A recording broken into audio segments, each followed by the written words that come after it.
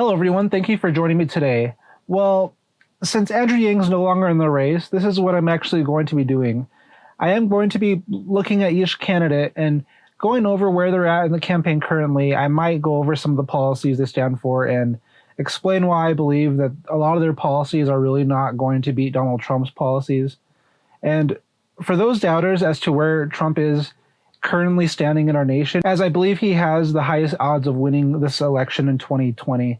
I'm going to be going over this gradually throughout the next few videos on my channel. So if you're not interested in hearing about these kind of other candidates, I do apologize. This is pretty much what I'm going to be going over for probably a while. I am going to be relating this all back to Andrew Yang and his policies, and where I think he might even have still some chances to even overtake some of these opponents currently in the race, and possibly maybe gain a delegate at Nevada, but that's still kind of a very unsure thing. It really depends on what happens there. I just want to throw this out there. You know, the way I see it is currently Andrew Yang is probably polling very well in Nevada, and more people are now hearing about him. The candidate who just dropped out, they all searched him. And in Nevada in particular, you might find that he actually was gaining a lot of momentum in Nevada for being the only candidate to support legalization of online poker, which is a very big deal in a state like Nevada. Anyway, I'm just throwing that out there. I am going to be covering more Andrew Yang content, but for now, I just want to go over a few articles that I find interesting. The first one is by Politico. The article right here is, "What the hell is the matter with your campaign? Joe Biden shrugs off critics and sticks to his game plan in Nevada." I want to go over this article because I want to look at Joe Biden's campaign, and I want to see if he actually still has a path forward to the nomination, or if he really should have just done what Andrew Yang did and admitted that there is no path for him at this point. Let's go on. I just want to read a bit of this article for you guys. Las Vegas, the crowds remain small. The message is the same. The schedule is still light. Joe Biden is campaigning in Nevada in much the same way he did in Iowa and New Hampshire, where he suffered back-to-back losses that transformed him from frontrunner to underdog. It's a testament to the campaign's sense of confidence or its state of denial that it continues to operate as if Nevada, the first diverse state to vote this year, will be different for Biden than the two heavily white states where he was crushed. One advantage here is that the African American voters, who account for about 13% of caucus goers, which I'm not even sure if that's actually going to be the case. I honestly think that 13% is actually possibly going to be a higher turnout even, favor the well-known former vice president who served under the nation's first black president. Biden's also counting on carrying a significant share of Latino voters, who are an estimated 20% of caucus goers and moderate whites.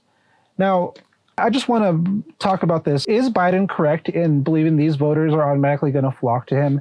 Actually, no, I don't think that's going to be the case. I think he is completely wrong on this, and I'm not even sure what his plan is. I think he just is going crazy, and he's just going to be all the way in it until there's literally no chance to win, and he's still going to fight for it. Yeah, and see, going on with this article, another thing it talks about is how Cher endorsed Joe Biden, which is, I think, a little bit weird. Yeah, see right here, Cher. Well, so again, this all begs the question, is Joe Biden in a place where he can actually maybe even get second place at least? Because I think the way he's looking at his campaign right now is if he doesn't at least get second place, then he's in a really bad position. So this brings me to this other article. And this is an article from The Hill. It's a poll, Biden and Sanders in a virtual tie among Latino voters in Nevada. This is actually good news for Bernie Sanders and bad news for Joe Biden. Again, for the reasons the other article stated, it being that Joe Biden is backed by him being the former vice president of the first black president, which holds a lot of weight in a lot of people's eyes, especially people of color. Now, I just want to throw this right up there that the polls are garbage, especially when it comes to caucuses. I'm not exactly sure if this is actually the same type of caucus as it is in Iowa, where you get to basically sway people over to your side. I would assume it is, but I'm assuming if you're doing early voting caucusing, you have to do a first, second, third picks, and that's the way it works. There's a ranked choice if that person isn't viable. Anyway, I'll actually look this up later, but the polls in general turn out to be complete garbage, especially whenever you're looking at a caucus in particular. So this new poll or whatever might say whatever it wants, but in reality, it doesn't have any real weight. Oh, and here's the best part. I just want to point this out. Look, access denied. You do not have permission to view this part So in other words, this is a poll I can't even look at. Is that what I'm seeing here? Well, I can't access a study, unfortunately, but the Hill does go over it. So here it goes. Former Vice President Joe Biden and Senator Bernie Sanders are in a virtual tie among Latino voters in Nevada just days ahead of the state's caucuses, according to a new poll which I can't even access. The survey conducted by Mason-Dixon Polling and the Telemundo Media Group found Biden at 34% and Sanders at 31% within the poll's 4% margin of error. Former South Bend, Indiana Mayor Pete Buttigieg was a distant third at 7%, followed by Elizabeth Warren and Amy Klobuchar. See, here's one point I want to make, and this does actually relate to Andrew Yang. If you notice that on all these polls so far, you have people, especially like Elizabeth Warren, Pete Buttigieg, and Amy Klobuchar, and Tom Starr not polling high enough to meet the thresholds. This is where I think the Yang Gang could actually come in and sweep a lot of these voters who are either undecided or who are for Buttigieg or Warren or one of these other ones that don't meet the threshold. See, if you go to this caucus and you convince all these people that, hey, look, you guys aren't viable. You know what? Let's just go to Yang. He's not viable either, and he's not even in the race anymore. So let's just vote him. And we do this at enough caucus sites, he actually might be able to come out with a delegate. This would really take an insurmountable amount of effort, but it's worth thinking about. I mean, if you're in Nevada and this is something that you see at your caucus site where you see 3 other groups or maybe even 4 other groups who are like 8-9% and they're not viable, if you could get a couple of percent from each group to come over to Yang, he becomes viable just like that. It would actually be a lot easier than it seems like it would have been in Iowa. Anyway, let's read a little bit more before I end this here. Biden and Sanders garnered support from different age groups among Latinos in the Nevada poll, which showed Biden receiving about 40% of support from respondents older than 50, compared with Sanders' 23% for the same group. Sanders had 43% support from respondents under 50, while Biden received 26%. Like, their stats are literally backwards. They're complete, like, polar opposites. They're reversed when you look at it.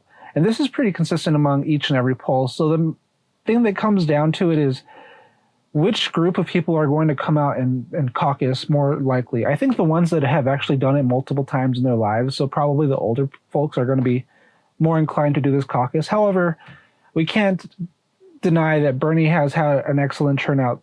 Not. Just kidding. You know what? If you think Bernie's had a great turnout this year, what are you paying attention to? You know what? I'm going to actually make a whole other video on his turnout so far. I just want to see the Nevada results before I make this video. The poll surveyed 625 registered Latino voters in Nevada from February 10th to February 12th. So to be honest, I actually think this is a fairly accurate polling. Even though polls, like I said, are more or less garbage in caucuses, I think this is a pretty accurate poll to look at. The Nevada caucuses are set to take place on Saturday. Literally, that's just a couple days away from now.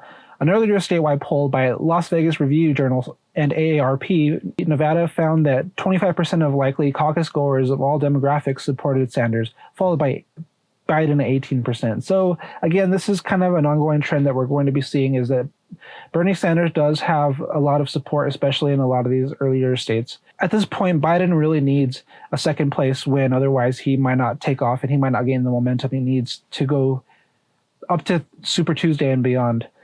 So this leaves the question, do we think that Biden is actually still viable in this campaign?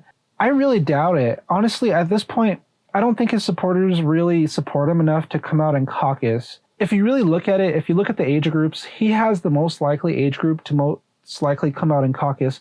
However, that age group is also getting older, and the actual supporters of him within that age group are probably in the upper tier of it at this point, rather than the lower tier of, like, say, instead of like 41, they're like 55, 56.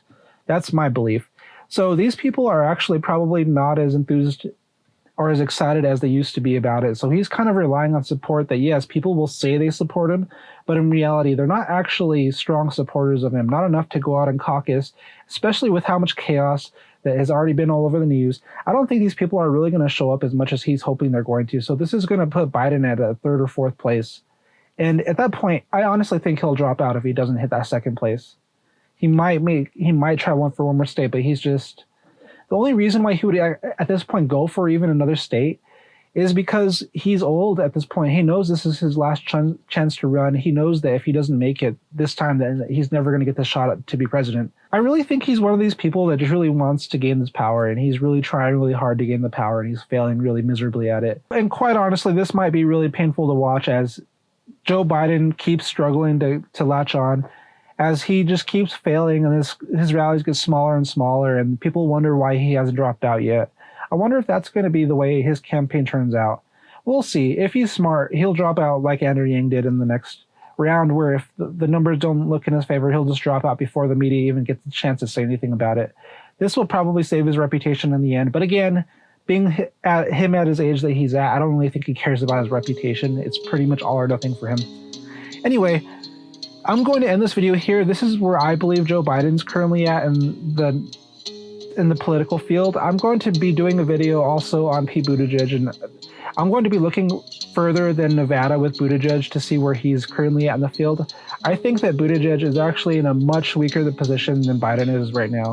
And this just leaves Bernie in a really good position. So we'll see.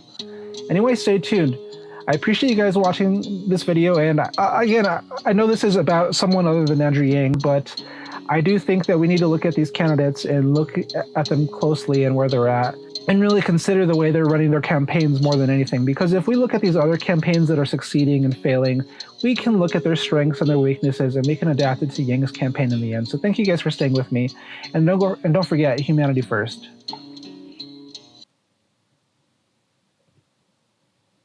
I swear, all these guys are going to lose to Trump anyway, so whatever.